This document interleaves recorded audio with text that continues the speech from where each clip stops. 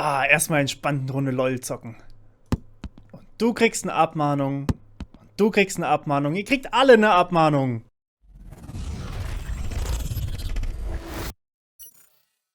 Was beim Online-Zocken vielleicht nur nervig ist, ist an anderer Stelle bedrohlich. Es kann sogar Leben kosten. Ich bekomme tatsächlich jeden Tag mehrere Mails, die mich jedes Mal noch ein kleines bisschen mehr erschauern lassen. Und zwar das, was eigentlich manche Menschen durchstehen müssen. Ihr schreibt mir von Morddrohungen per Brief, also die Leute haben schon eure Adresse, ihr schreibt mir vom Hacken eures WLANs, eures Handys und mehr. Ich bekomme tatsächlich täglich mehrere Anfragen danach, wie man sich gegen Online-Verfolger schützen kann oder gegen Hacker auf der Webcam, die Fotos von euch beim Umziehen machen. Ganz ehrlich, ich weiß nicht, ob ich euch da noch lange Support geben kann, denn sowas macht etwas mit einem Menschen und ich muss noch nicht mal eure Lage durchstehen. Einfach nur jeden Tag mehrere dieser Nachrichten zu bekommen, macht mich traurig. Und ich verstehe, dass nicht nur eine Person sich wegen solchem Hass das Leben genommen hat. Ihr habt ja eventuell auch schon meine Reaction auf das Video vom Y-Kollektiv gesehen, in der es darum ging. Ist zwar eine volle Stunde, lohnt sich aber, ich werde euch das in der Endcard verlinken. Wir sehen also, das Internet hat ein Problem mit Mobbern, es hat ein Problem mit Trollen und es hat ein Problem mit Hackern. Hacken ist schon lange verboten, zumindest wenn man keinen Auftrag hat und das haben die Leute normalerweise nicht. Der Rest ist jetzt aber übrigens seit ein paar Tagen auch verboten. Kurz vorweg, ich bin kein Jurist. Christian Solmecke hat dazu auch schon ein Video gemacht zu den ganzen rechtlichen Aspekten von dem Gesetz gegen Hasskriminalität. Deswegen gibt es von mir hier nur eine kurze Zusammenfassung und wir wollen uns auf die Informatikaspekte ein bisschen konzentrieren. Ich zitiere mal ganz kurz aus dem offiziellen Text. Die Anbieter großer sozialer Netze werden verpflichtet, solche Inhalte zu melden. Und zwar an das Bundeskriminalamt, das BKA. Das heißt, jetzt wird das alles nicht mehr einfach nur so gelöscht, sondern es soll direkt an das BKA übermittelt werden und dort automatisch soll dann eine Ermittlung gestartet werden, zumindest in manchen Fällen. Dazu kommt, dass Kontoinformationen, Profilinformationen und IP-Adresse mit übermittelt werden ans BKA.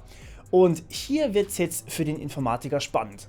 Tatbestände, bei denen das passiert, sind Drohungen gegen Personen, aber auch gegen Dinge, wie ich zünde dein Auto an. Eben alles, bei dem man Angst bekommen könnte. Ein kleines Beispiel. Ich bekomme regelmäßig, so einmal, zweimal pro Woche unter meinen Videos Morddrohungen. Ich glaube, jeder YouTuber bekommt das. Die meisten haben sich eigentlich mittlerweile dran gewöhnt. Diese müsste YouTube jetzt direkt automatisiert sperren und dann alles über den Schreiber des Kommentars, was sie haben, ans BKA melden. Und dann wird direkt gegen diese Leute, die das geschrieben haben, ermittelt.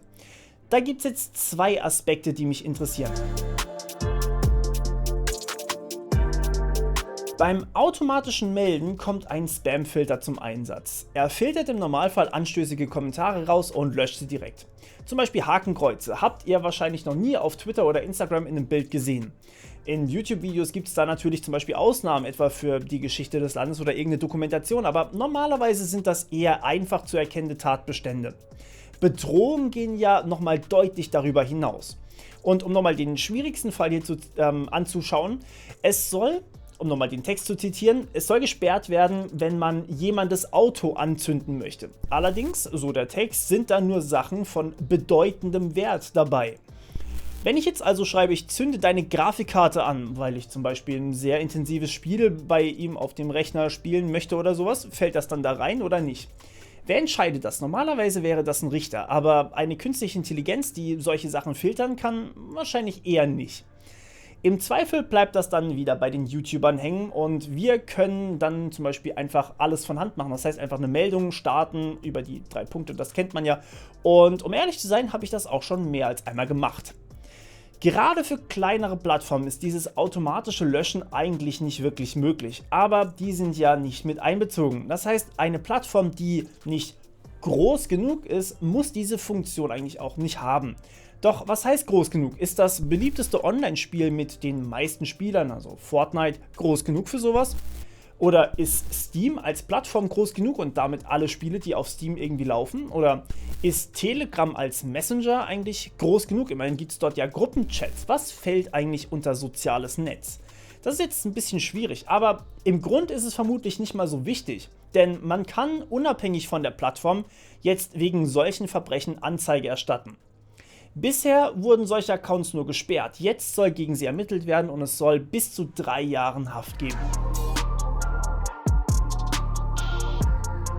Doch die Frage ist und bleibt, wie sollen diese Leute eigentlich zur Rechenschaft gezogen werden? IP-Adressen sollen automatisch übermittelt werden, beziehungsweise die Polizei kann, falls die Plattform zu klein ist, das eigentlich auch anfragen, also von den Providern.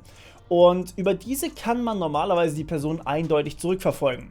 Außer natürlich, sie hat einen VPN oder das Tor-Netz verwendet. Und das tun leider vermutlich alle, wirklich alle, die die großen Mobbing-Kampagnen durchführen, von denen ich ja auch schon berichtet habe. Gegen unvorsichtige oder unbedachte Flamer würde es aber vermutlich reichen.